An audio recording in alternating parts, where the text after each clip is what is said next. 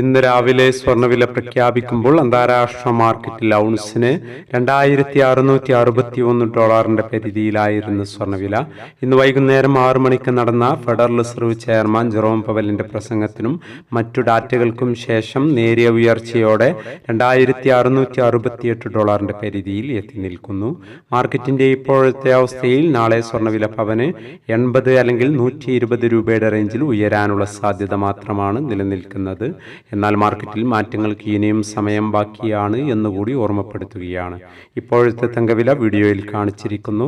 എല്ലാ വ്യൂവേഴ്സിൽ നിന്നും ഒരു ലൈക്ക് പ്രതീക്ഷിച്ചുകൊണ്ട് ഇന്നാദ്യമായി വീഡിയോ കാണുന്നവർക്കായി ഇന്നത്തെ സ്വർണ്ണവില ഒന്നുകൂടി പറയുന്നു. ഇന്ന് രാവിലെ വിലയിൽ മാറ്റമുണ്ടായില്ല.